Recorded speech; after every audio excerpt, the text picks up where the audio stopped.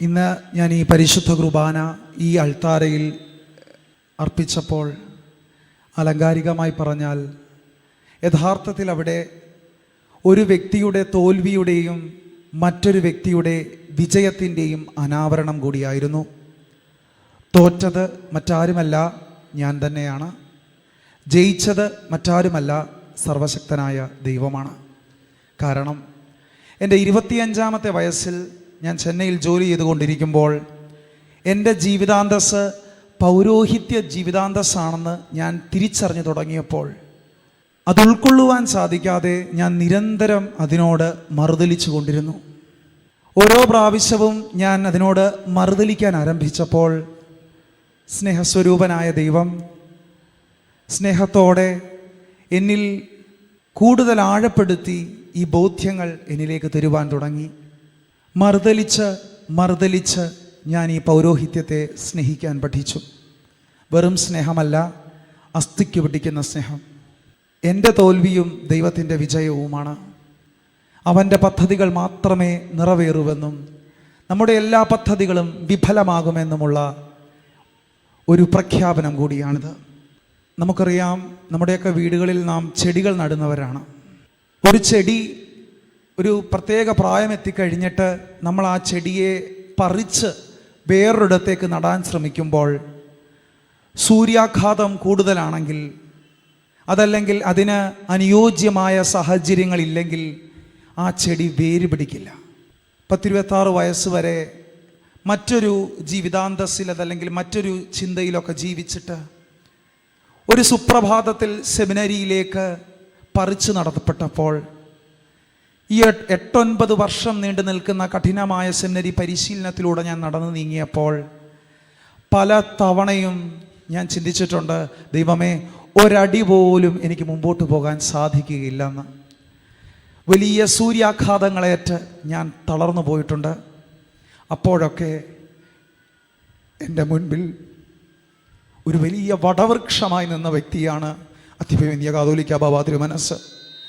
എന്നിലേൽ കണ്ട എല്ലാ ചൂടും തന്നിലേക്ക് ആവാഹിച്ചുകൊണ്ട് ഞാനാകുന്ന ചെടിക്ക് വേര് പകർന്ന അഭിമന്യ കാതോലിക്ക ബാബ തിരുമനസ്സിനെ അഭിമന്യ പിതാവിൻ്റെ പ്രാർത്ഥനയാലും അപേക്ഷയാലും ഈ 13-ാം തീയതി ദൈവതൃക്കരങ്ങളിൽ നിന്ന് ഞാൻ പൗരോഹിത്യം സ്വീകരിച്ചു. ഇന്നും അഭിമന്യ ബാബ തിരുമനസ്സുകൊണ്ട് ഇവിടെ സന്നിഹിതനായിരുന്നു.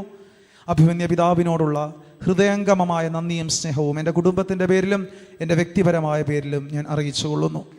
ഞാൻ ഒരു സുപ്രഭാതത്തിൽ വീട്ടിലേക്ക് കടന്നു വന്ന് എൻ്റെ അപ്പനോടും അമ്മയോടും പറയുകയാണ്, ഞാൻ സെമിനറിയിൽ പോകാൻ പോവുകയാണെന്ന്. ഞാൻ വിചാരിച്ചവരതൊരു തമാശയായിട്ടെടുത്ത് അതങ്ങ് ഉഴപ്പി വിടുമെന്ന്.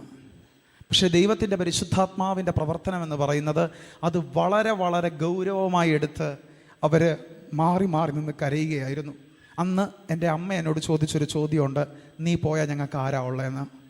അന്ന് എനിക്ക് ഉത്തരം കൊടുക്കാൻ പറ്റാതെ എൻ്റെ വീട്ടിലെ ചുവരിൽ ചാർത്തിയിരുന്ന തിരുഹൃദയത്തിൻ്റെ ആ ഫോട്ടോയുടെ ഈശോയുടെ തിരുഹൃദയത്തിലേക്ക് നോക്കി ഞാനൊന്നിരുന്നു.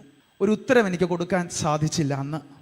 പക്ഷേ എങ്കിൽ ഇന്ന് 8-9 വർഷം കഴിഞ്ഞ് ഈ ബലിപീഠത്തിൽ നിന്ന് ഞാൻ കുർബാനയെ അർപ്പിച്ചിട്ട് ഇവിടെ നിൽക്കുമ്പോൾ എൻ്റെ അമ്മ അന്ന് ചോദിച്ച ചോദ്യത്തിന് ഉത്തരം ഇതാണ്: മുറിക്കപ്പെടാതെ ബലിയില്ല. കർത്താവ് കാൽവരിയിൽ മുറിഞ്ഞാണ് ബലി അർപ്പിച്ചത്. നിങ്ങൾ മുറിച്ചത് കൊണ്ടാണ് ഈ ദൈവജനത്തിനൊരു പുരോഹിതനെ ലഭിച്ചത്.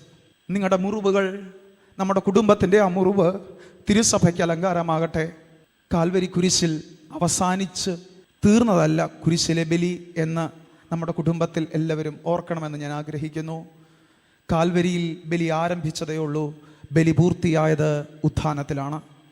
മഹിമയോടെ അവിടുന്ന് ഉത്ഥാനം ചെയ്യുമ്പോൾ മുഖപ്രസന്നതയും പ്രതിഫലവും നിങ്ങൾക്ക് തരട്ടെ. എൻ്റെ ജീവിതം മുഴുവൻ ഞാൻ എൻ്റെ കുടുംബത്തിനും നിങ്ങൾക്കും വേണ്ടി ഒരു ബലിയായി, ബലിജീവിതമായി ജീവിക്കുമെന്ന് ഉറപ്പ് ഞാൻ നിങ്ങൾക്ക് തരുന്നു. എൻ്റെ സഹോദരി, എൻ്റെ എല്ലാ ആവശ്യങ്ങൾക്കും എനിക്ക് ഓടിച്ചെല്ലാകുന്നത് എൻ്റെ സഹോദരിയാണ്.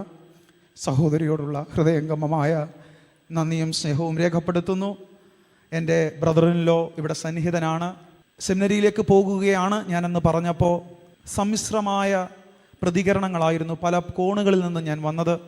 അന്ന് ഞാൻ ഏറ്റവും കൂടുതൽ ബ്രദറിൻലോ എന്ത് പറയും എന്നെനിക്കൊരു വലിയ ആശങ്കയുണ്ടായിരുന്നു. പക്ഷേ എങ്കിൽ മോബിനിച്ചാൻ എന്നോട് ഒറ്റ കാര്യം പറഞ്ഞുള്ളൂ: നിനക്ക് പൂർണ്ണ ബോധ്യം ഉണ്ടെങ്കിൽ നീ പൊയ്ക്കോ. അത് ഒരു വെറും വാക്കായിരുന്നില്ല എന്നെനിക്ക് 100% ഉറപ്പുണ്ട്. കാരണം 2010 എൻ്റെ കുടുംബത്തിൽ അംഗമായി മൊബിൻചം വന്ന് ഈ നിമിഷം വരെ 15 വർഷം കഴിയുമ്പോൾ എനിക്ക് ഒരു ബ്രദർ ഇൻ ലോയേക്കാൾ ഉപരി എൻ്റെ സ്വന്തം സഹോദരനായിട്ടാണ് ഞാൻ അങ്ങയെ കണ്ടിട്ടുള്ളത്.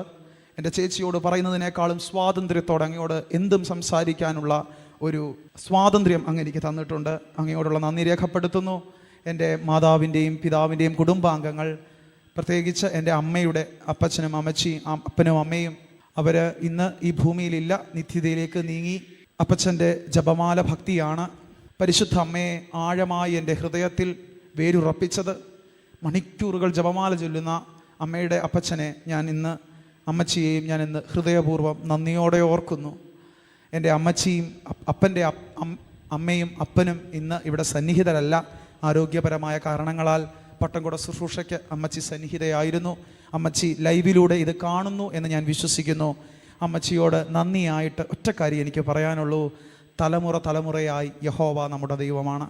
എന്നെ ആത്മീയതയുടെ ബാലപാഠം പഠിപ്പിച്ചത് എൻ്റെ അമ്മച്ചിയാണ്. അമ്മച്ചി പകർന്നു തന്ന വിശ്വാസ സത്യമാണ് ഇന്ന് ഞാൻ ഈ ബലിവേദിയിൽ നിൽക്കുമ്പോൾ ഞാൻ എന്തായിരിക്കുന്നു എന്നത് ഞാൻ മനസ്സിലാക്കുന്നത്. അമ്മച്ചിയോടുമുള്ള ഹൃദയംഗമമായ നന്ദി രേഖപ്പെടുത്തുന്നു. എൻ്റെ പിതാവിൻ്റെയും മാതാവിൻ്റെയും സഹോദരങ്ങൾ, അവരുടെ മക്കൾ, കുടുംബങ്ങൾ, ഇവരെല്ലാം ഇവിടെ സന്നിഹിതരാണ്. അവരോടുള്ള നന്ദിയും സ്നേഹവും ഞാൻ രേഖപ്പെടുത്തുന്നു. എല്ലാ നന്ദിയും ഞാൻ പറഞ്ഞ് തീർത്തു എന്നാണ് ഞാൻ പ്രതീക്ഷിക്കുന്നത്. പക്ഷേ എങ്കിൽ ഇപ്പോൾ ഞാനൊരു മുഖം കണ്ടു, അത് ഞാൻ പറയാതിരിക്കാൻ പറ്റില്ല. ഹിന്ദുസ്ഥാൻ ലൈഫ് കെയർ ലിമിറ്റഡിൻ്റെ മുൻ ചെയർമാനായിരിക്കുന്ന അയ്യപ്പൻ സാറാണ്. സാറായിരുന്നു എൻ്റെ ബോസ്. എന്നെ ജോലിയിൽ പ്രവേശിപ്പിച്ചത് സാറാണ്. ഞാൻ സെമിനറിയിലേക്ക് പോകുന്നു എന്നറിഞ്ഞപ്പോഴും അതിനെ ആ പക്വതയോടെ മനസ്സിലാക്കുകയും പലരും എന്നെ എൻ്റെ കമ്പനിയിലും ഉന്നത ഉദ്യോഗസ്ഥർ വരെ പലപ്പോഴും ഉൾക്കൊള്ളാൻ സാധിക്കാതെ ബുദ്ധിമുട്ട് പറഞ്ഞപ്പോൾ ഇന്ത്യയിലെ ഏറ്റവും വലിയ പൊതുമേഖലകളിൽ ഒന്നായ ലൈഫ് കെയർ ലിമിറ്റഡിൻ്റെ അന്നത്തെ ചെയർമാൻ ആയിരുന്ന ഞങ്ങളുടെ എല്ലാം പ്രിയങ്കരനായ അയ്യപ്പൻ സാറ് വളരെ പക്വതയോടെ അതിനെ കണ്ടു. സാറിനോടൊപ്പം നമ്മുടെ ഇടവകം കൂടിയായ ബാബു തോമസ് സാറും അന്ന് ഡയറക്ടർ മാർക്കറ്റിംഗ് ആയിരുന്നു. ഇവർ രണ്ടുപേരും എനിക്ക് തന്ന കരുത്തിനും സ്നേഹത്തിനും ഒക്കെ നന്ദി അർപ്പിക്കുന്നു.